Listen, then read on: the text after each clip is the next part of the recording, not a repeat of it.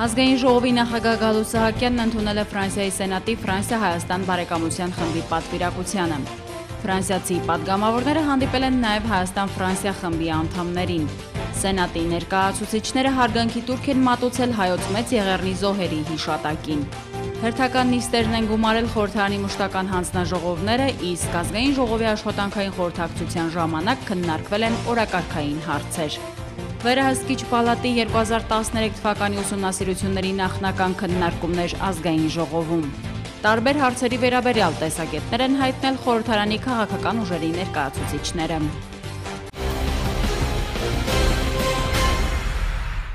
Ազգային ժողովի նախագահ Գալուստ Սահակյանն ընդունեց Ֆրանսիայի Հանրապետության Սենատի Ֆրանսիա-Հայաստան բարեկամության խմբի պատվիրակությանը Ֆիլիպ Կալտենբախի գլխավորությամբ։ Ազգային ժողովի նախագահը նշեց, որ Ֆրանսիան առանձնահատուկ տեղ է զբաղեցնում Հայաստանի արտաքին քաղաքական օրակարգում։ Միջպետական հարաբերությունների զարգացման գործում լուրջ գործոն են հանդիսանում նաև երկու ժողովուրդների միջև պատմամշակութային կապերը և Ֆրանսիայում հայկական մեծ ու ազդեցիկ համայնքի առկայությունը։ Երկու պետությունների միջև հարաբերություններին բնորոշ են քաղաքական երկխոսությունը, միջխորհրդանական մակարդակով հաստատված արդյունավետ համագործակցությունը, մշակութային, կրթական, գիտական սերտ առնչությունները։ Խորհրդանի ղեկավարի կարծիքով բարձրաստիճան քաղաքական երկխոսության կայուն դինամիկան ապահովվում է Հայաստանի և Ֆրանսիայի նախագահների փոխայցերով, իսկ Ֆրանսուଆ Օլանդի այս տարվա մայիսին կատարած պետական այցը Լեռնային Ղարաբաղի հակամարտության խաղաղ կարգավորման, Հայոց ցեղասպանության համընդհանուր ճանաչման և դրա ժխտումը դատապարտելու գործում նրա հանձնառությունները նոր լիցք կհաղորդեն հայ-ֆրանսիական հարաբերություններին։ Ազգային ժողովի նախագահը նշեց, որ միջխորհրդանական հարաբերությունների զարգացման գործում նշանակալի ավանդ ունեն երկու երկրների խորհրդաներում ձևավորված բարեկամության խմբերը և հույս հայտնեց, որ լավագույնս օգտագործելով միջխորհրդանական դիվանագիտության հնարավորությունները, խմբերը կշարունակեն իրենց ծանրակշիռ նպաստը բերել երկկողմ հարաբերությունների զարգացմանն ու սերտացմանը։ Գալուստ Սահակյանն առանձնահատուկ կարևորեց 2013 թվականին Ֆրանսիայի ազգային ժողովի և Սենատի մի խումբ պատգամավորների և նախկին խորհրդարանականների մասնակցությամբ ստեղծված Արցախի հետ բարեկամության շրջանակը և ողջունելի համարեց բազմաթիվ ֆրանսիացի խորհրդարանականների հաճախակի այցելությունները Արցախ։ Ազգային ժողովի նախագահի խոսքով յուրաքանչյուր նման այց կարևոր է, քանի որ Արցախ այցելած ամեն մի պատվիրակություն կամ անձ հնարավորություն ունի անձամբ համոզվելու, որ Լեռնային Ղարաբաղը կայացած պետություն է։ Գալուստ Սահակյանը հույս հայտնեց, որ Ֆրանսիան հավատարիմ մնալով իր դավանած արժեքային համակարգին ու սկզբունքներին, իր նպաստը կբերի Արցախի ժողովրդի արդարության և ազատության համար մղվող պայքարին, ինչպես նաև Ֆրանսիայի խորհրդարանը հետևողական կլինի Հայոց ցեղասպանության ժխտումը դատապարտող նոր իրավաբանորեն անխոցելի օրինագծի ներկայացման ու ընդունման գործում։ Ֆրանսիա-Հայաստան բարեկամության խմբի ղեկավար Ֆիլիպ Կալտենբախը փաստեց, որ իր պետության համար բոլոր ճակատագրական պահերին հայերը եղել են ֆրանսիացիների կողքին, պայքարել նրանց հետ միասին։ Անդրադառնալով Հայոց ցեղասպանության ժխտումն արգելող նոր օրինագծի ստեղծմանը և ընդունմանը, նա նշեց, որ միջազգային հանրության ճնշման ներքո Թուրքիան պիտի ճանաչի Հայոց ցեղասպանությունը, որպեսզի իրադարձությունները չկրկնվեն։ Խոսելով Արցախի մասին Ֆիլիպ Կալտենբախը նշեց, որ մոտ 20 տարի բոլորը սպասում են Լեռնային Ղարաբաղի հակամարտության խաղաղ կարգավորմանը և այդ ենթատեքստում կարևորեց տարածաշրջանում խաղաղության վերականգնումը։ Նա նշեց, որ պատվիրակությունը եկել է Հայաստան ավելի ամրապնդելու և սերտացնելու երկու երկրների բարեկամական կապերը։ Բարեկամական խոր արմատներ, քաղաքական, մշակութային և տնտեսական ամուր կապեր, սրանք այն կարևոր նախադրյալներն են, որոնք ընկած են հայ-ֆրանսիական հարաբերությունների հիմքում։ Հայաստան-Ֆրանսիա բարեկամական խումբը խորհրդանում գործող խմբերից ամենամեծն է։ Յուրաքանչյուր համատեղ հանդիպում ջերմ մթնոլորտից բացի առանձնանում է փոխգործակցության բարձր մակարդակով։ Հերթական հանդիպումը դրա վառ ապացույցն է։ Քննարկված հարցերի շրջանակը ներառում է մի շարք ոլորտներ։ Երկուստեք անդրադարձ կատարվեց մշակութային և տնտեսական կապերի խորացմանը։ Հայաստան-Ֆրանսիա բարեկամական խմբի ղեկավար Արա Բաբլոյանը նշեց, որ մեր երկրում կատարած ներդրումների ծավալով Ֆրանսիան զբաղեցնում է երկրորդ տեղը, ուստի հույս հայտնեց, որ Կարֆուրի մուտքը Հայաստան երկար սպասեցնել չի տա։ Պատգամավորները ֆրանսիացի գործընկերների հետ զրույցում ցանկություն հայտնեցին հայկական ավտոշուկայում ավելի շատ տեսնել ֆրանսիական արտադրության մեքենաներ։ Հայաստան-Ֆրանսիա խորհրդարանական դիվանագիտության շնորհիվ ամուր բարեկամական կապ է ստեղծվել նաև Արցախի ազգային ժողովի միջև։ Դա է վկայում ֆրանսիացի սենատորների ինտենսիվ այցերը Լեռնային Ղարաբաղի Հանրապետություն։ Այս ակտիվությունը շատ կարևոր է, որովհետև մենք լավ գիտենք եւ զգում ենք Ֆրանսիայի այսպես նախաձեռնությունները եւ օգնությունը մեզ բոլոր եվրոպական կառույցներում եւ կարող ենք միանշանակ ասել, որ Ֆրանսիան փաստորեն այն երկու երկրներից մեկն է, որը ունի Ֆրանսիա-Ղարաբաղ բարեկամական արդեն խումբ, որը պաշտոնական չէ դեռ իհարկե, բայց չի բացառվում, որ շուտով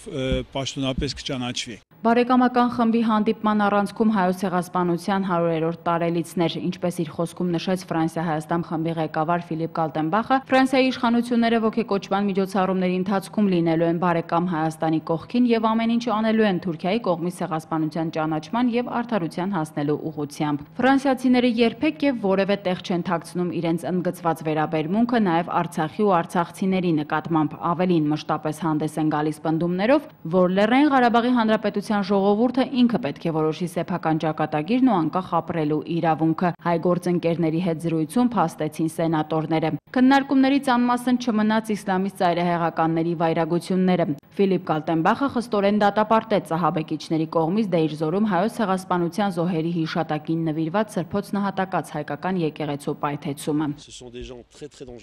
Խորցավ ապրեցի, երբ լսեցի այդ մասին։ Ակնհայտ է, որ գործ ունենք խելագարների հետ։ Նրանց դեմ պետք է պայքարել ռազմական միջոցներով։ Ֆրանսիան այդպիսի փորձ արդեն արել է եւ առաջիկայում պետք է որոշում կայացնենք օդային նոր հարված հասցնելու համար։ Նրանք շատ վտանգավոր են։ Կոչ են կանում ողջ հանրությանը, Արևմուտքին եւ Ռուսաստանին միավորել ջանքերն ու պայքարել այդ անչափ վտանգավոր կազմակերպության դեմ։ Պետք է ամեն ինչ անել նրանց արմատախիլ անելու համար։ Հանդիպմանն անդրադարձ եղավ նաև Մաքսային միությանը Հայաստանի անդամակցության հարցին։ Ֆրանսիայի Սենատի պատվիրակության անդամներն այցելեցին Ծիծեռնակաբերդի հուշահամալիր։ Նրանք ծաղիկներ դրեցին 1915 թվականի հայոց մեծ եղեռնի հուշակոթողին, լռությամբ ու խոնարհումով հարգեցին 1.5 միլիոն անմեղ զոհերի հիշատակը։ Ֆրանսիան հայոց ցեղասպանությունը ճանաչել է 2001 թվականին, այնուհետև ընդունել օրենք ցեղասպանության ժխտումը քրեականացնելու վերաբերյալ։ Ֆրանսիայի նախագահ Ֆրանսուଆ Օլանդը հանձնառություն է ստանձնել եւս մեկ անգամ այդ օրենքը ասպարեզ բերելու եւ քննարկելու եւ կարծում եմ, որ այդ քննարկումներն ու օրենքի ընդունումը տեղի կունենան մինչեւ 2015 թվականի ապրիլի 24-ը։ Հայոց ցեղասպանությունը պետք է ճանաչվի Թուրքիայի կողմից։ Առաջին անգամ չէ, որ ես այցելում եմ Ծիծեռնակաբերդ, սակայն ամեն անգամ մեծ հուզմունք եմ ապրում հայոց սրբավայրում։ Մենք Ֆրանսիայում հանդիպումներ ենք ունենում ցեղասպանության զոհերի հետնորդների հետ, աշխատում նրանց հետ։ Տեղեկացնենք, որ Ֆրանսիայի խորհրդանականներն այցի շրջանակներում լինելու են նաև Արցախում եւ մեծ հետ զրույցում նշեցին, որ նրանց չի մտահոգում Ադրբեջանի կողմից ոչ ցանկալի անձ համարվելու հարցը։ Ես Արցախում եղել եմ 2002 թվականին եւ վերադառնում եմ 12 տարի անց։ Կարծում եմ, որ Ադրբեջանի կողմից ժողովրդավարական չէ արգելել խորհրդարանականներին այցելելու Լեռնային Ղարաբաղի Հանրապետություն։ Իմ պարտքն է այցելել Արցախ, իմ զորակցությունը հայտնել Արցախի ժողովրդին։ Կարծում եմ, որ պետք է ճանաչվի Լեռնային Ղարաբաղի Հանրապետության անկախությունը։ Ֆրանսիայի խորհրդանականները եղան նաև հայոց ցեղասպանության թանգարան ինստիտուտում, ծանոթացան հայոց մեծ եղեռնը հավաստող փաստաթղթերին ու վավերագրերին։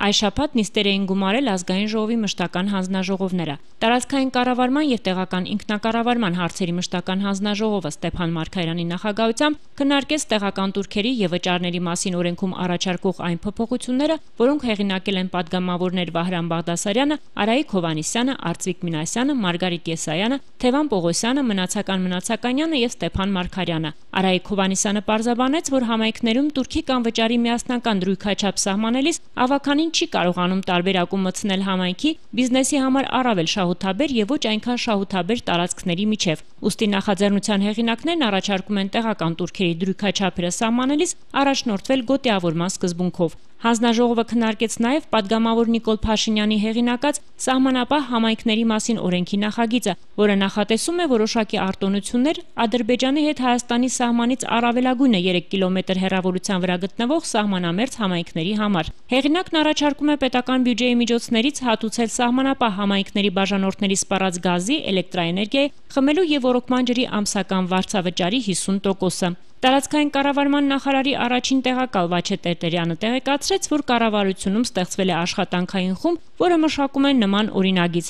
Պատգամավորներ առաջարկեցին հետաձգել նախագծի քվեարկությունը, ինչին դեմ արտահայտվեց նախագծի հեղինակ Նիկոլ Փաշինյանը։ Քվեարկության արդյունքում օրինագիծը չստացավ դրական եզրակացություն ազգային ժողովի աշնանային եւ առաջիկա քառօրյա նիստերի օրակարգերի նախագծերում ընդգրկվելու համար։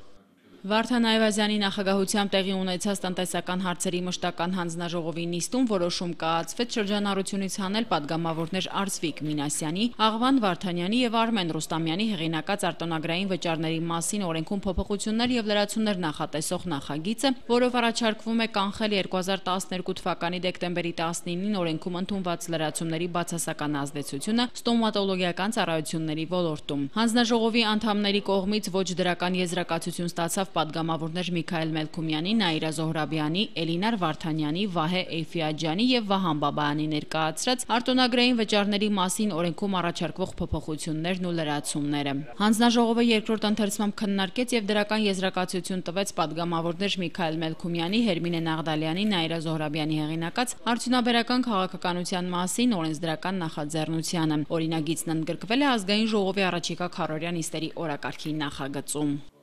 Ֆինանսավարկային եւ բյուջետային հարցերի մշտական հանձնաժողովի նիստում Գագիկ Մինասյանի նախագահությամբ քննարկվեց աուդիտորական գործունեության մասին օրենքում առաջարկող փոփոխությունները։ Ֆինանսների նախարարի տեղակալ Վախթանգ Միրումյանը տեղեկացրեց, որ առաջարկում են ներդաշնակեցնել աուդիտորական գործունեության ոլորտին առնչվող բոլոր իրավական ակտերի պահանջները։ Հանձնաժողովի անդամները քննարկեցին նաև պատգամավոր Արփինե Հովհաննիսյանի հեղինակած քաղաքացիական օրենսգրքում եւ սպառողական կրեդիտավորման մասին օրենքում փոփոխություններ եւ լրացումներ նախատեսող օրինագծերի փաթեթը։ Երկու ուրեմն նախագծերում էլ եւ քաղաքացիական օրենսգրքում եւ սպառողական կրեդիտավորման մասին օրենքում կետ է նախատեսվում, լրացուցիչ դրույթ է նախատեսվում, որով ուրեմն այսպես բանկի վրա որոշակի պարտականություն է դրվում քաղաքացուն լրացուցիչ կարգով իրազեկել այդ էական պայմանների մասին, մասնավորապես այնպես անել, որ բացատրել, նրան իրազեկել, թե ինչ տոկոսադրույքով է իրեն տրվում այդ վարկը, այդ տոկոսադրույքը երբ կարող է փոխվել, ինչ պայմաններով կարող է փոխվել եւ այլն։ Նախատեսվում է երկու տիպի վարկերում տոկոսադրույքի բարձրացման անթույլատրելիության կամ որոշակի պայմաններով բարձրացման արգելք, առաջին հերթին սպառողական վարկերի հետ կապված մենք նախատեսում ենք, որ այն դեպքերում, երբ սպառողական վարկերը որոշակի այսպես տոկոսադրույքով տրամադրվել են քաղաքացուն, իսկ դրանք հաստատուն տոկոսադրույքով են տրամադրվում, այլևս պայմանագրի ժամկետի ընթացքում չի թույլատրվում այդ հաստատուն տոկոսադրույքը բարձրացնել։ Այն դեպքերում, երբ հիպոթեկային վարկը տրամադրվում է հաստատուն տոկոսադրույքով, հանգամանքների եթե էական փոփոխություն տեղի ունենա, ապա այդ փոփոխությունը լինի կողմերի միջև կրկին համաձայնություն կնքելու ուժով։ Մենք պարզապես այստեղ լրացուցիչ մի կանոն ենք նախատեսել, որ բարձրացումը չլինի ուրեմն երկու անգամից ավելի տարեկան։ Լողացող տոկոսադրույքի դեպքում, հաստատունի դեպքում մենք նախատեսում ենք, որ բարձրացում չպիտի լինի։ Հեղինակը նշեց, որ այս փոփոխությունները լրացուցիչ երաշխիքներ կստեղծեն վարկային պայմանագիր կնքած քաղաքացիների իրավունքների եւ օրինական շահերի պաշտպանության համար։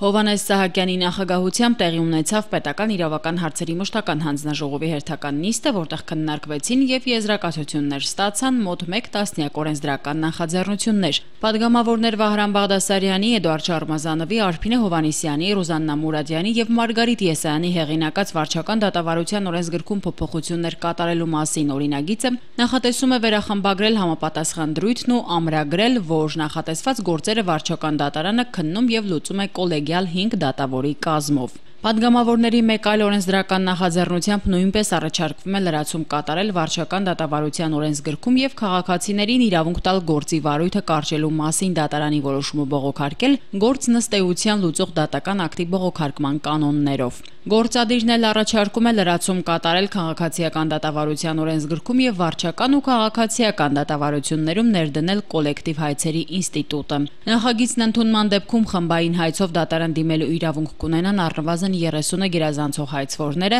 եթե հայցը հարուցված է միևնույն պատասխանողի դեմ եւ եթե հայցի հիմքն ու առարկան նույնն են։ Պետական турքի մասին օրենքի լրացմամբ էլ կառավարությունն առաջարկում է պետական турքի վճարումից ազատել դատախազական, ինչպես նաեւ օրենքով ստեղծված մշտական գործող մարմիններին պետական ռեգիստրում պահվող տեղեկությունների տրամադրման համար։ Պատգամավորներ Գալուստ Սահակյանի, Կարինե Աճեմյանի եւ Էդուարդ Շարմազանովի հեղինակած դատական ակտերի հարկադիր կատարման մասին օրենքում փոփոխություն եւ լրացում նախատեսող օրենքի նախագծի նպատակն է պաշտպանել քրեական գործով տուժողների եւ միաժամանակ որպես քաղաքացիական հայցվոր հանդես եկող անձանց իրավունքները, որոնց պատկանող եւ քրեական գործով իրեղեն ապացույց ճանաչված գույքը հակասահմանադրական մեկնաբանությամբ նորմ կիրառած դատական ակտի հիման վրա բռնագրավվել է հօգուտ պետության որպես հանցավոր ճանապարհով ստացված գույք։ Հանձնաժողովն այս նախագծերին տվեց դրական եզրակացություն քննարկման արդյունքում ոչ դրական եզրակացություն ստացան երկու օրինագիծ։ Առաջինը հակխմբակցության падգամավորների հեղինակած արտակարգ դրության իրավական ռեժիմի մասին օրենքում փոփոխություններ նախատեսող օրենսդրական նախաձեռնությունն էր։ Հեղինակների կարծիքով օրենքի որոշ դրույթներ հակասում է սահմանադրությանը եւ վարչական իրավախախտումների վերաբերյալ օրենսգրքին, ուստի նախաձեռնել են որոշ փոփոխություններ։ Երկրորդը Ռուբիկ Հակոբյանի, Թևան Պողոսյանի եւ Ալեքսանդր Արզումանյանի հեղինակած ազգային ժողովի կանոնակարգում փոփոխություններ նախատեսող օրինագիծն է, որով առաջարկվում է ազգային ժողովի լիագումար նիստերը ներկայում գործող քառօրյայի փոխարեն դարձնել երրորդյա եւ դրանք անցկացնել 2 շաբաթը 1, 3 շաբաթը 1 գումարվող նիստերի փոխարեն։ Արտաքին հարաբերությունների մշտական հանձնաժողովի նիստի օրակարգում ներառված էր երկու հարց։ Պատգամավորները նախ քննարկեցին Հայաստանի եւ Իտալիայի հանրապետությունների պաշտպանության նախարարությունների միջև ստորագրված Լիբանանում միավորված ազգերի ժամանակավոր ուժերի շրջանակներում համագործակցության եւ աջակցության մասին տեխնիկական համաձայնագիրը, որով սահմանվում են հայկական զորախմբի զինծառայողների կարգավիճակը, առաջադրված խնդիրներն ու այլ հարցեր։ Զինված ուժերի միջև 30 օգնոց դասակը երկու շտաբային սպայի մասնակցությամբ խաղաղ առաքելություն կիրականացնի Լիբանանում Իտալիայի զորամիավորման կազմում եւ այդ տեխնիկական համաձայնագիրը նախատեսում էր խաղաղ առաքելության իրականացման համար անհրաժեշտ բոլոր դրույթները ըստ էության այդ համաձայնագիրը նաեւ եւս մեկ հնարավորություն է Հայաստանի զինված ուժերի ակտիվ մասնակցությունը եւ ընդգրկումը միջազգային խաղաղ առաքելության խնդիրներին։ Համաձայնագիրը հանձնաժողովի դրական եզրակացությամբ կներկայացվի խորհրդարանի վավերացմանը։ Օրակարգային երկրորդ հարցը Զարուհի Փոստանջյանի հեղինակած Լեռնային Ղարաբաղի եւ Հայաստանի Հանրապետությունների անվտանգության ապահովման ռազմաքաղաքական հիմնադրույթների հայեցակետերի մասին որոշման նախագիծն էր։ Քննարկման արդյունքում Զարուհի Փոստանջյանը համաձայնեց հետաձգել որոշման նախագծի քննարկումը մինչև 1 տարի ժամկետով։ Հիմնավորումները բոլոր падգամավորների կողմից ներկայացվեցին, որոշումը կայացվել է միաձայն եւ ըստ էության մենք որպես խորհրդարան այդ քայլով մեր ընդհանուր աջակցությունը վերեցինք նաև խաղաղ կարգավորման գործընթացին եւ թույլ չտվեցինք, որպեսզի այդ նախաձեռնությամբ խաղաղ կարգավորման գործընթացում առաջանան որոշակի խոչընդոտներ, այնպիսի խոչընդոտներ, որոնք որ կարող են նաև Ադրբեջանին համար առիթ հանդիսանալ գործընթացը խաթարելու եւ ապակառուցողական դրսեւորումներ ցուցաբերելու առումով։ Սեպտեմբերի 26-ին տեղի ունեցավ ազգային ժողովի աշխատանքային խորհրդակցությունը, որը վարեց խորհրդարանի նախագահ Գալուստ Սահակյանը։ Քննարկվեցին նստաշրջանի եւ առաջիկա քառօրյա նիստերի օրակարգերի որոշման նախագծերը։ Նստաշրջանի օրակարգում լրացումներ կատարելու մասին որոշման նախագծում ընդգրկվել է 13 հարց, 2 միջազգային պայմանագիր։ Ներկայացվեց նաեւ քառօրյա նիստերի օրակարգի նախագիծը։ Օրակարգի նախագծի առաջին բաժնում ընդգրկված է 10 օրենսդրական նախաձեռնություն, որոնց վերաբերյալ գլխադասային հանձնաժողովները տվել են դրական եզրակացություն։ Երկրորդ բաժնում ընդգրկված հարց չկա։ Նախագծի երրորդ բաժնում ընդգրկված է սահմանադրության եւ կանոնակարգի 37-րդ հոդվածով նախատեսված պարտադիր եւ ըստ անհրաժեշտության քննարկվող հարցերը, որոնք ընդգրկում են 4-օրյա նիստերի օրակարգ առանց քվեարկության։ Դրանք 150-ն են, որոնցից 26-ը միջազգային պայմանագրեր են։ 5-րդ գումարման 6-րդ նստաշրջանի օրակարգում լրացումներ կատարելու եւ սեպտեմբերի 29-ից հոկտեմբերի 2-ի ազգային ժողովի նիստերի օրակարգի մասին որոշումների նախագծերը կհաստատվեն ազգային ժողովի սեպտեմբերի 29-ի նիստում։ Ազգային ժողովի փոխնախագահ Հերմինե Նաղդալյանը հանդիպեց Հայաստանում Ռուսաստանի Դաշնության դեսպանատան դեսպանորդ Անդրեյ Իվանովի հետ։ Քննարկվեցին հայ-ռուսական միջխորհրդարանական հարաբերություններին առնչվող հարցեր, կողմերն անդրադարձան նաև տնտեսական կապերի զարգացման ուղիներին եւ Հայաստանի Եվրասիական տնտեսական միությանն անդամակցության արդյունքում միգրացիոն քաղաքականության հետ առնչվող հարցերին։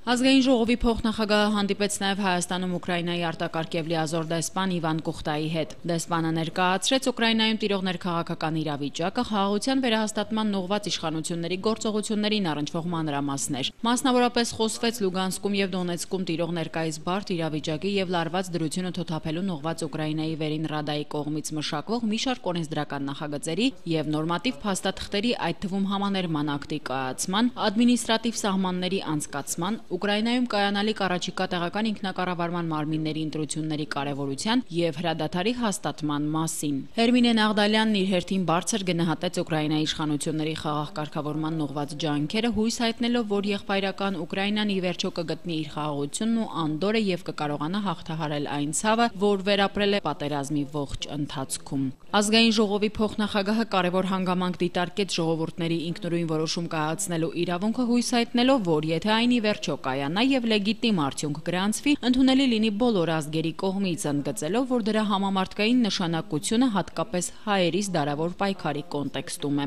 Կողմերը բարձր գնահատեցին Ուկրաինայում հայ համայնքի գոյությունը, որն ինտեգրվելով երկրի կյանքին ու իրականությանը, իր ներդրումն ունի երկու եղբայրական ժողովուրդների ամուր կապերի հաստատման եւ երկրի պետականության կառուցման գործում։ Հանդիպման ընթացքում կողմերն անդրադարձան նաեւ Եվրախորհրդի խորհրդարանական վեհաժողովի առաջիկա լիագումար նիստում նախատեսվող աշխատանքներին։ Ազգային ժողովի արտաքին հարաբերությունների մշտական հանձնաժողովի նախագահ Արտակ Զաքարյանը հանդիպեց Հայաստանում Նիդերլանդների թագավորության դեսպան Հանս Հորբախի հետ։ Անդրադառնալով երկկողմ հարաբերություններին, Արտակ Զաքարյանը կարևորեց Հայաստանի եւ Նիդերլանդների միջխորհրդարանական համագործակցության ակտիվացումը, որն այս պահին ոչ բավարար մակարդակի վրա է։ Խոսելով պետության արտաքին քաղաքականության մասին, հանձնաժողովի նախագահը նշեց, որ Հայաստանը վարում է հավասարակշռված արտաքին քաղաքականություն, ելնելով տարածաշրջանում առկա բազմաթիվ խնդիրներից եւ անվտանգության ապահովման անհրաժեշտությունից։ Նա նաեւ ներկայացրեց Եվրոպական միության եւ Եվրասիական տնտեսական միության հետ Հայաստանի հարաբերությունների ներկա վիճակը։ Արտակ Զաքարյանը շնորհակալություն հայտնեց Նիդերլանդների ներկայացուցիչների պալատին 2004 թվականին հայոց ցեղասպանությունը ճանաչելու եւ դատապարտելու համար, ինչը կարևոր քայլ է հայոց ցեղասպանության ճանաչման միջազգայնացման, ինչպես նաեւ նմանատիպ ոճրագործությունների կանխարգելման հարցում, եւ հույս հայտնեց, որ падգամավորական պատվիրակությունը կարձագանքի եւ կմասնակցի 2015 թվականի ապրիլին Հայաստանում կազմակերպվելիք միջոցառումներին։ Դեսպանը նույնպես կարևորեց երկկողմ հարաբերությունների ակտիվ եւ դինամիկ զարգացումը։ Կողմերը քննարկեցին փոխադարձ հետաքրքրություն ներկայացնող այլ հարցեր, ձեռք բերվեցին մի շարք պայմանավորվածություններ։ Հայաստան-Իրան բարեկամական խմբի ղեկավար Վահրամ Բաղդասարյանը հանդիպեց Իրան-Հայաստան բարեկամության միություն հասարակական կազմակերպության գործադիր տնօրեն Մոհամմադ Ռեզա Դամավանդիին եւ նրան ուղեկցող անձանց։ Կազմակերպությունը հիմնադրվել է 7 տարի առաջ։ Հիմնական նպատակն է սերտացնել եւ զարգացնել երկու բարեկամ ժողովուրդների միջև առկա քաղաքական, մշակութային եւ տնտեսական կապերը։ Գործադիր տնօրենը մանրամասներ ներկայացրեց հասարակական կազմակերպության գործունեության, նպատակների եւ ծրագրերի վերաբերյալ, տեղեկացրեց, որ նախատեսվում է ընդլայնել փոխայցերը, ինչը կնպաստի երկու ժողովուրդների առավել փոխճանաչմանը։ Հայաստան-Իրան բարեկամական խմբի ղեկավար Վահրամ Բաղդասարյանը նշեց, որ թեև հայ-իրանական բարեկամությունը գալիս է դարերի խորքից, Իրանում էլ կա մեծաթիվ հայ համայնք, այնուամենայնիվ շփումներն ու տարբեր ոլորտներում համագործակցությունը խորացնելու եւ ընդլայնելու անհրաժեշտություն կա։ Նա հեռանկարային համարելով հասարակական կազմակերպության նպատակները, պատրաստակամություն հայտնեց աջակցել Իրան-Հայաստան բարեկամության միության ծրագրերի իրականացմանը։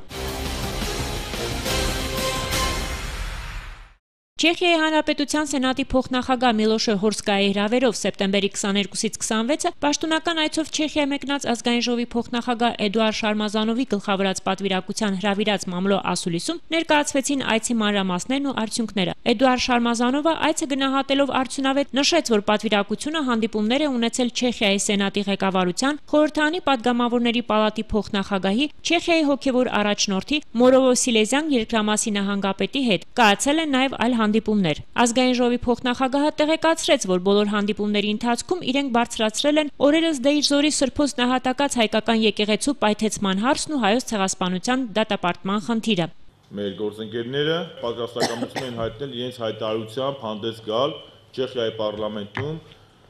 եւ կարծում եմ, որ 2015 թվականին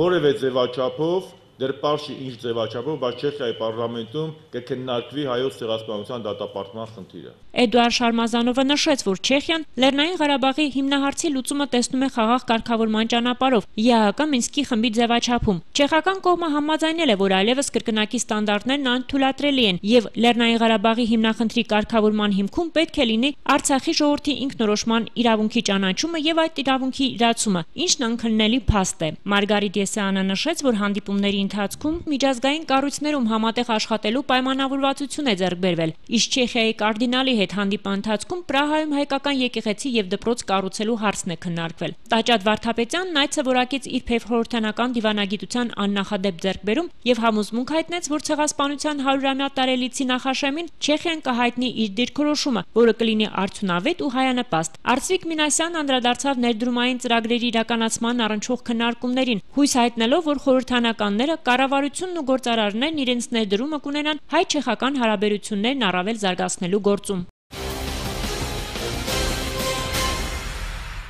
Ազգային ժողովի նախագահ Գալու Սահակյանի նախաձեռնությամբ խորհրդարանի մշտական հանձնաժողովներում անցկացվում են Վերահսկիչ պալատի 2013 թվականի ուսումնասիրությունների նախնական քննարկումներ։ Առաջին անգամ Վերահսկիչ պալատի տարեկան հաշվետվությունը մինչև լիագումար նիստ մտնելը մասնագիտական հանձնաժողովներում քննարկվում է։ Սա չափազանց կարևոր խնդիր է, որովհետև մենք հնարավորություն ենք ունենում ցանկացած հարց քննարկելու ավելի ազատ, ավելի անկաշկանդ եւ ժամանակի առումով եւ ընդհանրապես հարցերի հարցադրումների առումով։ Սոցիալական հարցերի մշտական հանձնաժողովում քննարկվեցին Վերահսկիչ պալատի 2013 թվականի ուսումնասիրությունների արդյունքները։ Ոլորտի բարեփոխումների շարունակականությունն ապահովելու, հնարավոր ռիսկերը բացահայտելու եւ կանխելու նպատակով Վերահսկիչ պալատը հաշվետու տարում անդրադարձել է ժամանակավոր նպաստների, մասնավորապես հղիության եւ ծննդաբերության, ինչպես նաեւ ժամանակավոր անաշխատունակության նպաստի վճարման խնդրին։ Սոցիալական պաշտպանության ոլորտում 2013 թվականին նշված ծրագրերի, այսինքն հղիության եւ ծննդաբերության նպաստի եւ հիվանդության նպաստների ուսումնասիրության ժամանակ իրավական խախտումներ չեն հայտնաբերվել, իսկ գումարների արդյունավետության հետ կապված խնդիրների քննարկման ժամանակ հանձնաժողովը իր առաջիկա նիստերի ընթացքում կանդրադառնա նշված գումարները ավելի արդյունավետ օգտագործելու, ավելի հասարակականությունը բարձրացնելու հարցին։ Առողջապահության ոլորտում իրականացրած ուսումնասիրությունների արդյունքները քննարկվեցին Ազգային ժողովի առողջապահության, մայրության եւ մանկության հարցերի մշտական հանձնաժողովի նիստում։ Ընտրանքային սկզբունքով ստուգվել է 6 բժշկական հաստատություն, արձանագրվել է խախտման 72 դեպք։ Առողջապահության նախարար Արմեն Մուրադյանը մանրամասն անդրադառնալով արձանագրված խախտման յուրաքանչյուր դեպքի, նշեց, որ թերությունները հիմնականում արտացոլում են համակարգում առկա խնդիրները եւ առողջապահության նախարարությունն ու կառավարությունը հետևողական քայլեր են ձեռնարկում դրանք շտկելու եւ վերացնելու ուղղությամբ։ Առողջապահության, մայրության եւ մանկության հարցերի մշտական հանձնաժողովի նախագահ Արա Բաբլոյանը նշեց. Առաջի անգամ մի նոր մոտեցում տեղի ունեցավ, երբ որ առողջապահության նախարարությունը չձգտեց փնտրել ուղիներ ժխտելու եղած թերությունները, այլ այսպես լիարժեք մշակած մի մոտեցում ներկայացրեց, բացատրելու թե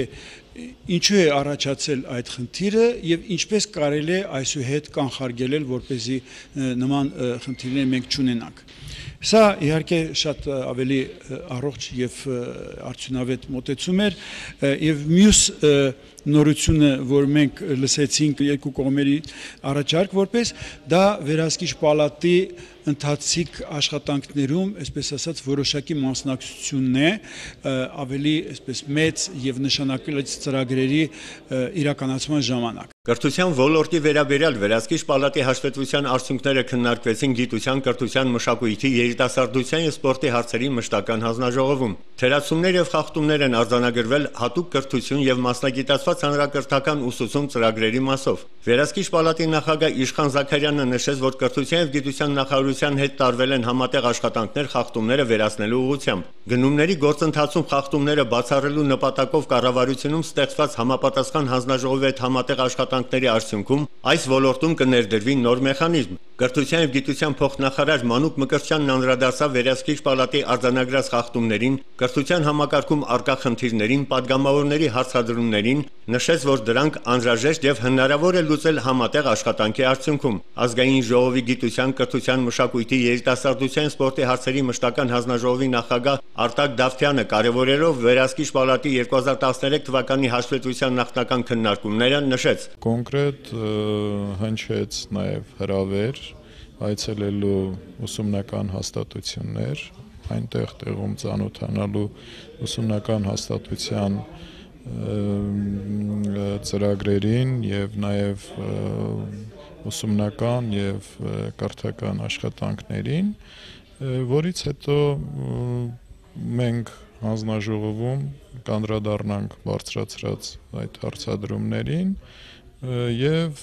եթե հարցադրումները պահանջեն օրենսդրական լուծումներ, ապա անպայման կլինեն նաեւ համապատասխան նախագծեր։ Հաջորդ ոլորտը, որտեղ վերահսկիչ պալատն անցկացրել է ուսումնասիրություններ, առնչվում են քաղաքաշինությանը, տրանսպորտին եւ կապին։ Արդյունքները քննարկվեցին տնտեսական հարցերի մշտական հանձնաժողովում։ Խախտումներ են արձանագրվել դպրոցաշինության ծրագրում։ 2008 թվականից սկսած 74 կրթական օբյեկտների շինարարությունը մինչև օրս չի ավարտվել։ Դրանք շահագործման հանձնելու համար անհրաժեշտ կլինի եւս 11 միլիարդ դրամ։ Վերահսկիչ պալատի նախագահը տեղեկացրեց, որ ծավալային հավելագրումներ չեն հայտնաբերվել, ինչը նախորդ տարիներին բարձր տոկոս է կազմել։ Նշվեց նաև, որ շինարարության բնագավառում տեխնիկական վերահսկողությունը կրում է ձևական բնույթ։ Տեղեկացվեց նաև, որ խախտումներ են արձանագրվել պետական նշանակության ավտոճանապարհների, տրանսպորտային օբյեկտների հիմնանորոգում, պահպանում եւ շահագործում, կենսական նշանակության ճանապարհների բարելավման ծրագրերում։ Ծավալային հավելագրումները հասցվել են նվազագույնի։ Դրանք կազմել են ընդամենը 0.7%։ Ազգային ժողովի տնտեսական հարցերի մշտական հանձնաժողովի նախագահ Վարդան Այվազյանն ամփոփելով քննարկումը նշեց. Երկու ոլորտում կային լուրջ ձեռքբերումներ համեմատական արդյունքով մյուս տարիների հետ կապված, մասնավորապես մենք նշեցինք հավելագրումների էական կրճատումը, որտեղ 20-30%-ից օրինակ տրանսպորտի ոլորտում 2009-ին եղել է 20%, այսօրվա դրությամբ իջել է 0.7%, տարբեր տեղեր մինչև 0.02%, այսինքն իջել են, դրանք լուրջ ձեռքբերումներ են։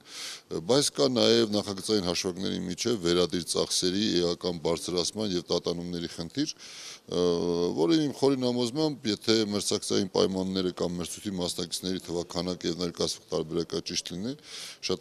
ավելի գին էական կստացվի։ Ինձ թվում է քննարկումները կշարունակվի եւ մենք կստանանք համենայնպես տարեստարի լավացում։ Գյուղատնտեսության եւ բնապահպանության ոլորտներում վերահսկիչ պալատը վերահսկողությունն իրականացրել է մի քանի ուղղություններով։ Արձանագրվել են բազմաթիվ խախտումներ եւ թերություններ, որոնք քննարկվեցին գյուղատնտեսական եւ բնապահպանական հարցերի մշտական հանձնաժողովում։ Գյուղական ենթակառուցվածքներ ծրագրով մի շարք համայնքներում իրականացվել են գազիֆիկացման աշխատանքներ։ Ընտրանքային կարգով ստուգված 7 համայնքում շուրջ 613 միլիոն դրամ գումարով աշխատանքների ավարտից հետո էլ այդ համայնքները չեն կարող գազիֆիկացվել, քանի որ մայր գազատարները քայքայված են եւ չեն շահագործվել։ Հաշվի առնելով արձանագրված բոլոր թերությունները, վերահսկիչ պալատն առաջարկել է Սյունիքի մարզի Խնածախ եւ Գեղարքունիքի մարզի Արտանիշ համայնքների գազիֆիկացման աշխատանքների պայմանագրերի արժեքը նվազեցնել շուրջ 27 միլիոն դրամով։ Կառավարությանն առաջարկվել է Հայ-Ռուսգազարդի կողմից խոտանված եւ չընդունված մայր գազատարների մասով նյութերն ուղարկել գլխավոր դատախազություն։ Ներդրումներ եւ ենթավարկեր ծրագրերում, որոնց նպատակն է խթանել գյուղական փոքր եւ միջին վերամշակող կազմակերպությունների տնտեսական ակտիվությունը, նույնպես հայտնաբերվել են խախտումներ։ Բնապահպանության ոլորտում վերահսկողությունն իրականացվել է Խոսրովի անտառպետական արգելոց պետական ոչ առևտրային կազմակերպության եւ բնապահպանական պետական տեսչության գործառույթների նկատմամբ։ Բացահայտվել են էական նշանակություն ունեցող խնդիրներ։ Համայնքային արոտավայրեր եւ խոթարկեր տանող ճանապարհների բացակայության պատճառով օգտագործվում են արգելոցի տարածքները։ Բնապահպանության փոխնախարար Սիմոն Պապյանը նշեց, որ վերահսկիչ պալատի ուսումնասիրություններն օբյեկտիվ են, համահունչ իրականությանը։ Նախարարությունն անում է ամեն ինչ վերացնելու բոլոր թերություններն ու խախտումները։ Գյուղատնտեսական եւ բնապահպանական հարցերի մշտական հանձնաժողովի նախագահ Մարտուն Գրիգորյանը նշեց. Բավականին բուրըն քննարկում էր եւ հետաքրքիր նամանավանդ գյուղատնտեսության հետ կապված խնդիրներ խնդիրները, պատգամավորները ավելի մոտիկից հնարավորություն ունեցան, ավելի ազատ, ավելի ակտիվ քննարկում եղավ, այնպես որ սա շատ հարցերի պատասխան նաև մենք ունեցանք, նաև լիագումար նիստի ժամանակ այդ խնդիրները ավելի մանրամասը թե պատգամավորները, թե պատասխանող կողմերը պատրաստվելու, որպեսզի լիագումար նիստի ընթացքում ավելի շատ կարողանան հարցերի պատասխաններ տալ։ Վերահսկիչ պալատի նախագահ Իշխան Զաքարյանն ամփոփելով ազգային ժողովի մշտական հանձնաժողովներում նախնական համատեղ քննարկումները նշեց, որ հիմնական խնդիրն օրենսդրական դաշտի բարելավմանն է առնչվում։ Եթե մենք այսօր ունենք որոշակի օրենքներ, որոնք թույլ են տալիս պետական բյուջեի միջոցները օգտագործել ոչ նպատակային կամ այլ ձևերով, դա դեռևս չի նշանակում, որ օգտագործողները ավելի շատ մեղավոր են։ Մենք առաջերտին պիտի կարողանանք օրենսդրական դաշտը շտկել, օրենսդրական դաշտը այնպիսին դարձնել, որոնք որևէ բան թույլ չտան։ Դրանից հետո նոր արդեն անդրադառնանք մյուս երևույթներին։ Հերթական 7-րդ նիստը գումարեց հայ-ռուսական բարեկամության խորհրդարանական ակումբը քննարկման թեման է հայ եւ ռուս ժողովուրդների մշակութային կապերը, զարգացումներն ու հեռանկարները։ Միխայել Շվիդկոյն ու հայ խորհրդարանականները կարևորեցին երկու երկրների միջև առկա համագործակցության ընդլայնումն ու ամրապնդումը տարբեր ոլորտներում։ Անդրադառնալով հայ-ռուսական ակումբի գործունեությանը ազգային ժողովի փոխնախագահ Հերմինե Նաղդալյանը նշեց. Ակումբում մշտապես ակտիվ քննարկումներ են ծավալվում հայ-ռուսական համագործակցության առնչվող տարբեր հարցերի շուրջ։ Այս համագործակցության հիմքերը խորն են, սակայն դրանք առավել զարգացնելու համար անհրաժեշտ են նոր հեռանկարներ, որոնք իրականացնելու նպատակով լրացուցիչ ջանքեր է պետք գործադրել։ Ազգային ժողովի փոխնախագահ Հերմինե Նաղդալյանն այս համատեքստում կարևորեց հատկապես երիտասարդների դերը։ Միխայել Շվիդկոյն անդրադարձավ Ռուսաստանում ապրող հայ համայնքին, ընդգծելով, որ հայերը պահպանում են իրենց ազգային ինքնությունը եւ ավանդույթները։ Հայ-ռուսական կապերը միշտ խորն են եղել։ Հայաստանը գտնվելով բարդ աշխարհաքաղաքական դիրքում նույնպես զերծ չէ գլոբալիզացիոն խնդիրներից։ Ուզում եմ առանձնակի ընդգծել սերտ կապերը հայ-առաքելական եւ ռուս ուղղափառ եկեղեցիների միջև։ Եկեղեցին կապող օղակ է երկու երկրների ժողովուրդների մշակութային եւ հումանիտար համագործակցության հարցում։ Հաշվի առնելով Հայաստանի եւ Ռուսաստանի միջև եղած էներգետիկ, ռազմական, մշակութային եւ տնտեսական շատ ընդհանրությունները, նա կարևորեց ռուսերենի իմացությունն ու տարածումը։ Քննարկումների ընթացքում խոսվեց նաեւ Հայաստանի Մաքսային միությանն անդամակցելու հեռանկարների ու ձեռքբերումների, ինչպես նաեւ հայոց ցեղասպանության 100-րդ տարելիցի կապակցությամբ Ռուսաստանում իրականացվող միջոցառումների ու հայ-ռուսական բարեկամությանն առնչվող մի շարք այլ հարցերի վերաբերյալ։ Ազգային ժողովի նախագահ Գալուստ Սահակյանն ընդունեց Հայոց արծիվներ հասարակական կազմակերպության անդամներին։ Օրենսդրի ղեկավարը ողջունելով հյուրերին խորհրդարանում կարևորեց կազմակերպության ծավալած գործունեությունը եւ նշեց. Դուք տարբերակում եք նաեւ նրանով, որ անընդհատ բանակի կողքին եք կանգնած, խրոխտ եք, թշնամու նկատմամբ չհանդուրժող, երբ օգոստոս ամսին մեր սահմանների մոտ որոշակի խնդիրներ առաջացան, արծիվները իրենց տեղում էին, զգաստ կանգնած, իրենց խոսման արժանի։ Հանդիպմանը Հայոց արծիվներ հասարակական կազմակերպության հիմնադիր նախագահ Խաչիկ Ասրյանը խորհրդանի ղեկավարին մանրամասնությամբ ներկայացրեց 4.5 տարիների աշխատանքը եւ խոսեց Հայաստանի սահմաններում տեղակայված գրասենյակների գործունեության վերաբերյալ։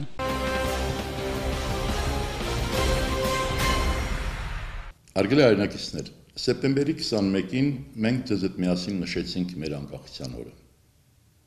Անկեղծնելու համար պետք է ասել, որ չեմ կարծում, որ այդ օրը հասարակությունը ապրում էր տոնական տրամադրություններով։ Եվ երևի դա բնական։ Անշուշտ անկախությունը դա բացարձակ արժեք է։ Անկախությունը դա հնարավորություն է ընձեռում որևէ հավաքականության, որևէ ազգի ժողովրդի, որպեսզի անկախության պայմաններում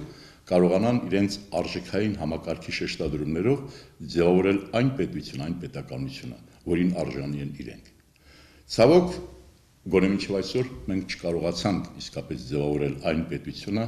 որին արժանի ենք մենք կամ որին ձգտում էինք մենք։ Եթե հիշում եք նախորդ նստաշրջանի ավարտին խորհրդարանական 4 քաղաքական ուժերով դիմեցինք կառավարությանը 12 առաջարկություններով, որոնք վերաբերում էին կյանքի ամենատարբեր ոլորտներին՝ սոցիալ-տնտեսական, բարոյահոգեբանական, իրավական, քաղաքական եւ այլն։ Եվ նախատեսված էր, որ սեպտեմբերի 30-ին պետք է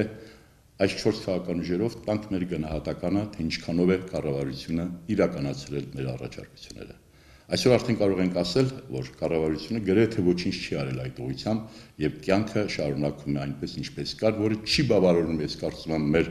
քաղաքացիների բացարձակ մեծամասնությանը։ Նաեւ պայմանավորվել էինք, որ համապետական հանրահավաքում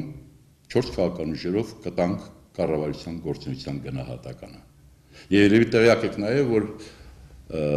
մենք սկսել ենք շրջագայություններ քաղաքներում, հանրահավաքներ, որտեղ բնականաբար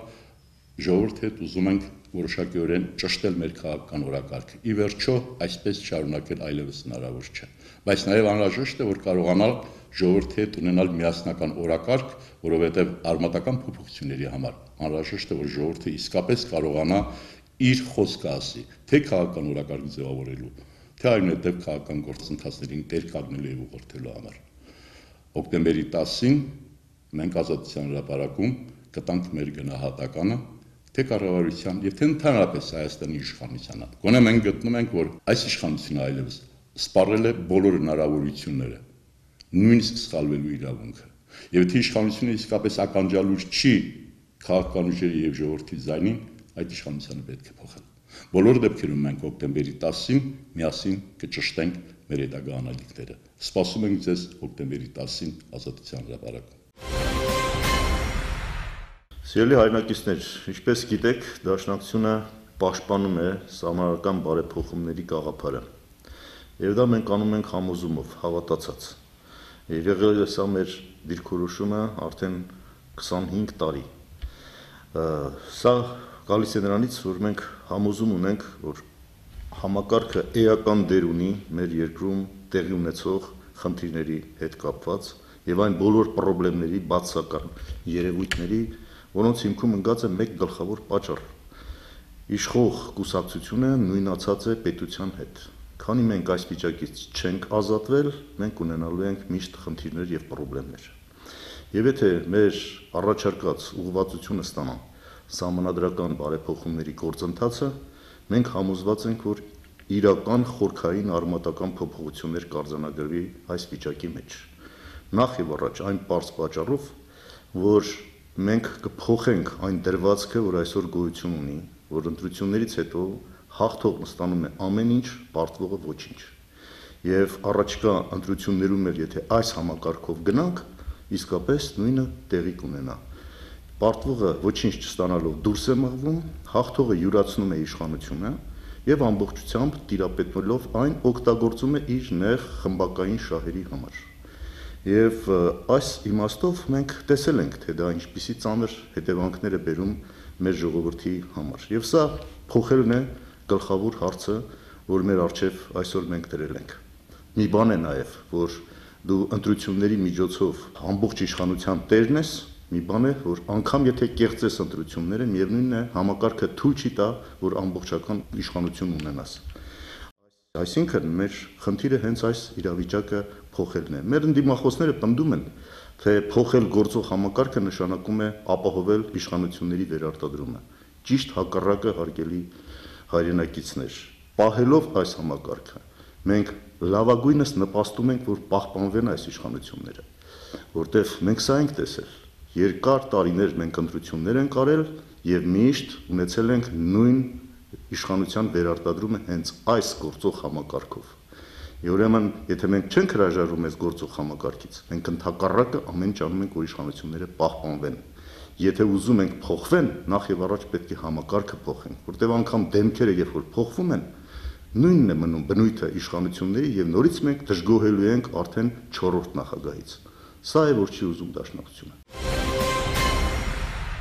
Հարգելի հայրենակիցներ, մեր երկրում առկա սոցիալ-տնտեսական ծանր իրավիճակում նման արտագաղթի պայմաններում թվում է, թե պետք է դողանք յուրաքանչյուր աշխատատեղի, աշխատող եւ աշխատանք ստեղծող մարդու համար։ Սակայն ոչ միայն աշխատատեղ չի ստեղծվում, այլև աշխատող մարդը հայտնվում է պարզապես անելանելի ծանր պայմաններում եւ հետո զարմանում ենք, թե ինչու է Հայաստանից հեռանում եւ աշխատողը եւ չաշխատողը։ Օրինակ Երկիր կուսակցությունը մշտապես հայտարարել է, որ մեր երկրում պետք է ոչ թե խթանել օլիգարխիկ, այլ փոքր ու միջին բիզնեսի վրա խարսված տնտեսությունը։ Պետությունը փոքր բիզնեսի համար պետք է լինի ոչ թե մամլիշ մեքենա, այլ գործընկեր, աջակից։ Այս տեսանկյունից կուսակցությունն իր խորը մտահոգությունն է հայտնում հոկտեմբերի 1-ի շրջանառության հարկի մասին օրենքի ուժի մտնելու հանգամանքով պայմանավորված մի շարք հարցերի վերաբերյալ, որոնք իսկապես լրջագույն խոչընդոտներ են ստեղծելու փոքր ու միջին բիզնեսով զբաղվող տնտեսավարողների համար։ Թեպետ իշխանությունները օրենսդրական փոփոխությունները պայմանավորում են ստվերը կրճատելու, խոշոր բիզնեսին լիարժեք հարկային դաշտ բերելու մտադրությամբ,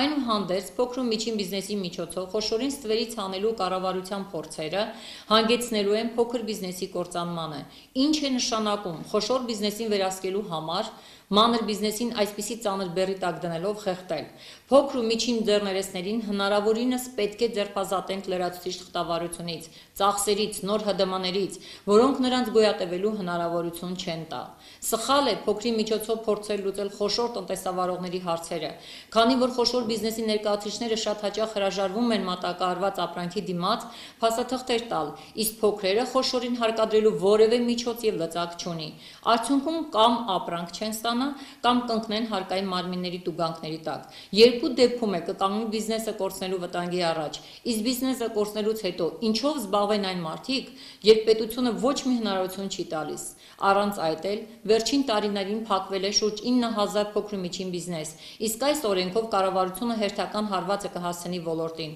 Խոշոր գործարարներին ստվերից դուրս բերելու համար բազմաթիվ ձևեր կան, եւ որևէ անհրաժեշտություն չկա հարվածի տակ դնել փոքր եւ միջին բիզնեսին։ Կառավարությունը հանուն փոքր բիզնեսի գոյության պետք է աջակցի նրան, այլ ոչ թե նրան գործիք դարձնի խոշորի դեմ։ Վերջին շրջանում սննդամթերքի մատուցող ծառայությունների, գազի եւ էլեկտրոէներգիայի թանկացումների ֆոնին արդեն իսկապես անցնում է այն վտանգավոր սահմանը, որից հետո ժողովրդին հարստահարումը կարող է անկախատեսելի հետևանքներ ունենալ։ Մենք հազարավոր աշխատատեղեր ենք կորցնելու։ Որևէ մեկը դեմ չէ ստվերային տնտեսության ծավալների կրճատմանը, սակայն ոչ փոքր ու միջին տնտեսավարողների գործունեության պայմանների վատթարացման հաշվին։ Օրինակ երկիր կուսակցությունը կարծում է, որ անպայման պետք է օրենքում ուղումներ կատարվեն։ Մեր խմբակցությունը պատրաստակամ է իր աջակցությունը բերելու օրենսդրական փոփոխություններով խնդրի լուծմանը, եւ մենք օգտագործելու ենք մեր բոլոր հնարավորությունները փոքր ու միջին բիզնեսին օգնելու համար։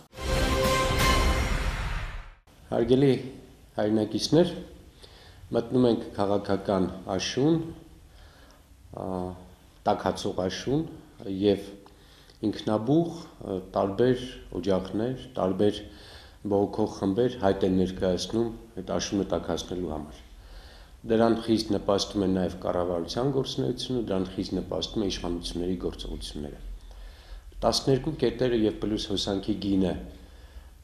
ապացուցեցին, որ այս իշխանությունը ոչ միայն չի կարող, այլև բացարձակ ցանկություն չունի լուծելու այն խնդիրները, որոնք բարձրացրել էր քարյակը, որոնք ուզում են Հայաստանի Հանրապետության բոլոր բնակիչները։ 12 կետերը ոչինչ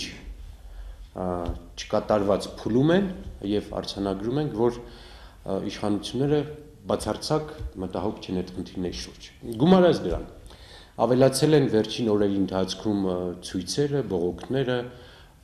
ապօրինությունները, ոսկերիչների դեպքերը, մանր բիզնեսի շուկաների ըմբոստացումները, Սյունիքի մարզպետի նշանակում է, բոլորը գալիս գումարվում է եւ ասում է այն, որ իշխանությունները թքած ունենան ժողովրդի ցանկությունների վրա, ժողովրդի տրամադրությունների վրա եւ թքած ունենան, թե ինչ կմտածի ժողովուրդը, ինչ կմտածեն քաղաքական ուժերը, սովորական մարդիկ իրենց արած քայլերի, իրենց ընդունած որոշումների համար։ Սա ես ուզում եմ ամփոփել այսպես, սա գնահատական է,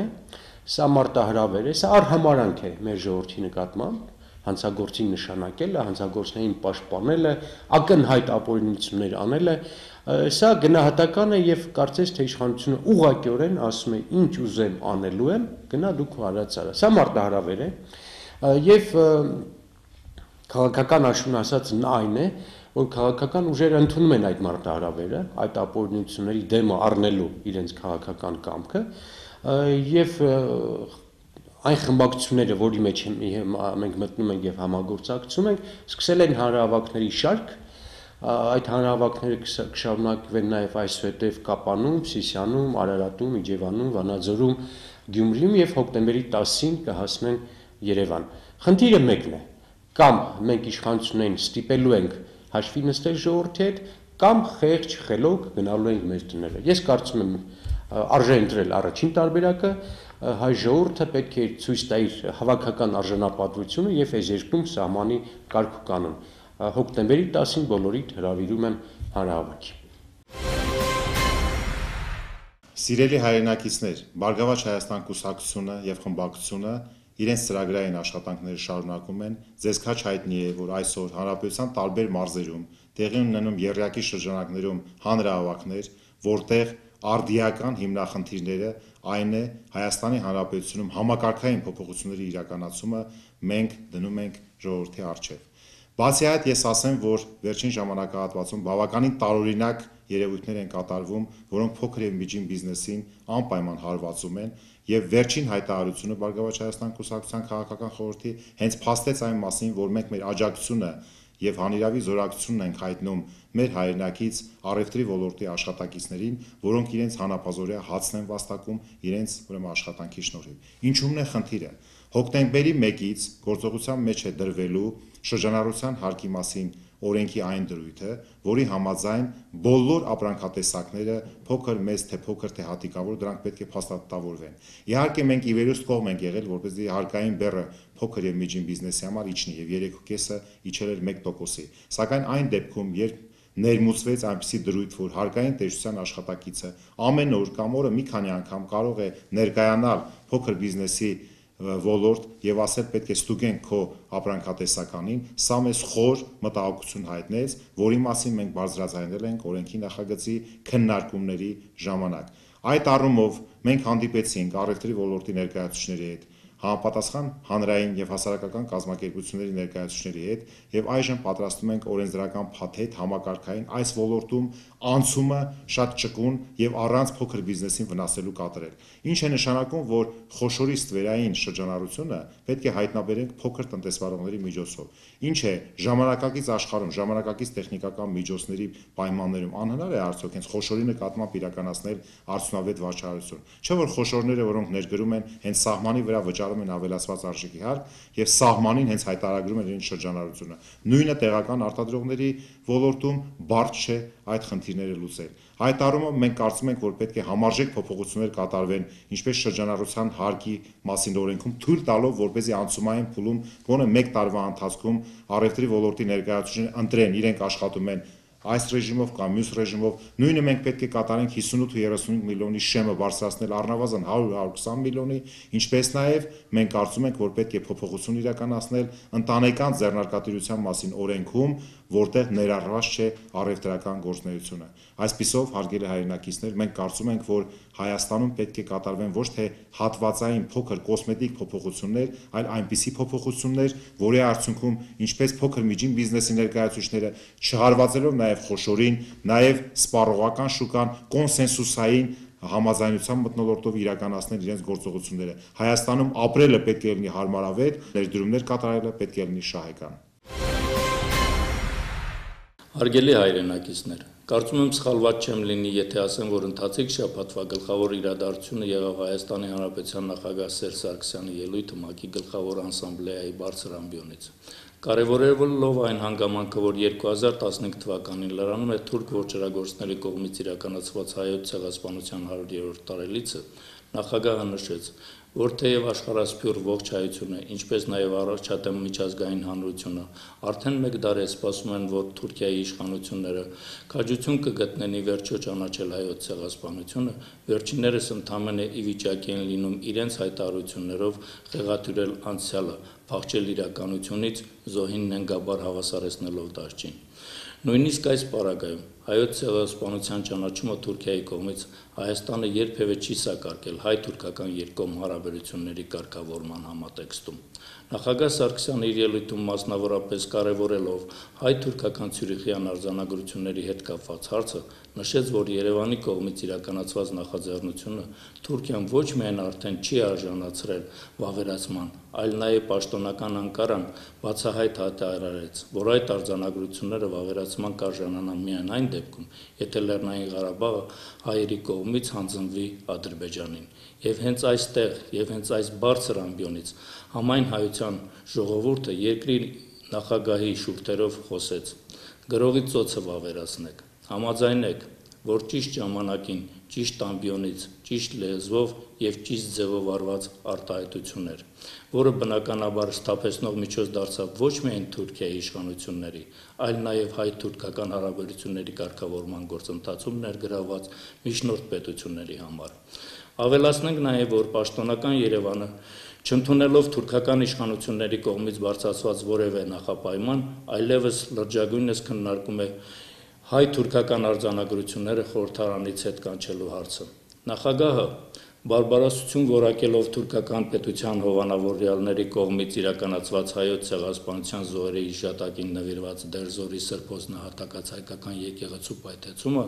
նաև հայտնեց Սիրիայի հայ բնակչության ու Իրաքի հյուսիսարևմուտքում բնակվող եզդիների ճակատագրի հետ կապված մտահոգություն եւ նշեց, որ կցանկանար տեսնել միջազգային հանրության համապատասխան դիրքորոշումը նրանց պաշտպանության ապահովման հարցում։ Նախագահ Սարգսյանը հստակ շեշտադրումներ արեց նաև Ղարաբաղի հիմնարարցի կարգավորման հետ կապված, նշելով, որ հարևան, բայց ոչ բարեկամ Ադրբեջանը վարում է ապակառուցողական ու ապակողմնորոշիչ քարոզչություն, հանդես գալիս ռազմատենչ հայտարարություններով, տրաբնույթ ու ըստիս անիմաստ սպառնալիքներով։ Ադրբեջանը տարիներ շարունակ թմկահարում է ՄԱԿ-ի ԱԽ-4 բանաձևերը, համարձակվում է շահարկել դրանք։ Մենք կարևորում եւ բարձր ենք գնահատում այն հանգամանքը, որ ՄԱԿ-ի հեղինակավոր ամբիոնից հստակ հայտարարվեց. Ադրբեջանն է խախտել ու խախտում։ Որպես վերջաբան ցանկանում եմ ուղղակի նշել, որ ընթացիկ շաբաթը եւ վերոնշյալ իրադարձությունները ոչ միայն հանգիստ չեն տա թուրք-ադրբեջանական իշխանություններին, այլ նաեւ կամրագրվեն հայոց պատմության էջերում։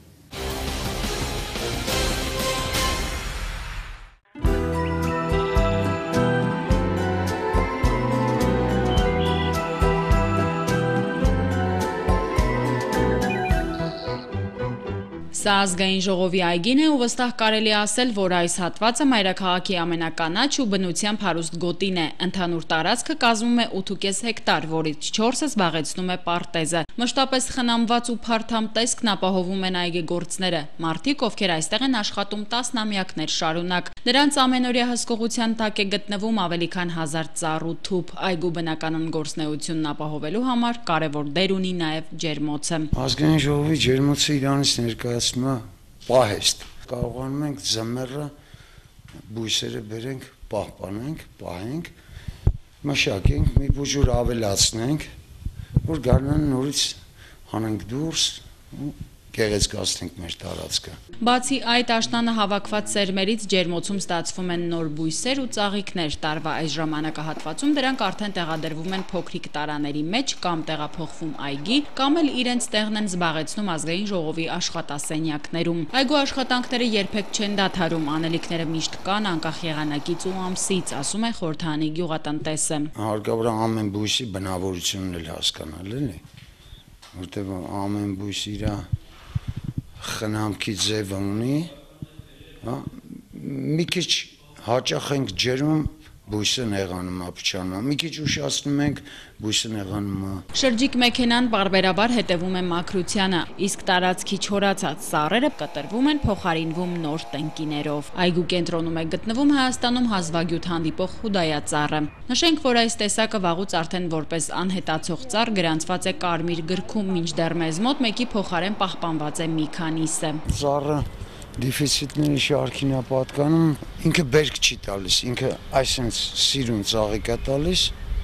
ու ավարտվում է։ Այգին հարազատ վայր է դարձել նաև տիկին Մարգարիտայի համար, նա այստեղ է աշխատում 81 թվականից, չի թաքցնում, սկզբում այնքան էլ չի սիրել իր աշխատանքը, բայց կարճ ժամանակ անց բնությունը փոխեց տրամադրվածությունը գործի նկատմամբ։ Աշխատանքային ամեն օրը բնության պես տարբեր է, սակայն գործողություններից մեկը միշտ անփոփոխ է։ 5 մինուտ կա ենք անում մի հատ, դուրս ենք գալիս արդեն այգին ինքն ասում է ինչ անենք, բայց իհարկե գյուղատնտեսն է որոշում որտեղ է անհրաժեշտ, որը առաջին հերթին անենք, որը հետո։ Տիկին Մանյան աշխատանքային 21 տարվա ընթացքում չի հիշում մեկ օր, երբ տհաճությամբ մտնի այգի, անգիր գիտի թե որ հատվածում ինչ ծառ ու ծաղիկ կա, ասում է բնության լեզուն ուրիշ է, այն տիրապետելու համար հատուկ գրքեր չկան, պարզապես պետք է սիրել ու յուրաքանչյուր ծաղկի հետ հյուրովի խոսել։ Ամեն գործեր պետք է հաճույքով անես, որ կարողանաս անես, որ արդյունքի հասնես։ ամեն ինչ էլ անենք։ Այգու մեջ յուրաքանչյուր գործ իր քաղցրությունը իր բանն։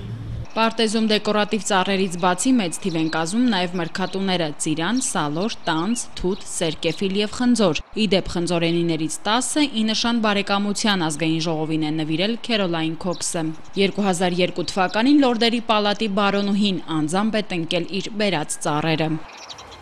Այգին ընդմիջման ժամանակ հաճելի զբոսավայր է խորհրդարանի աշխատակիցների համար, իսկ բաց դռներ ծրագրի շրջանակում այն արդեն հասանելի է նաև քաղաքացիներին, որոնց մուտքը խորհրդարանի այգի այդ օրերին ազատ է։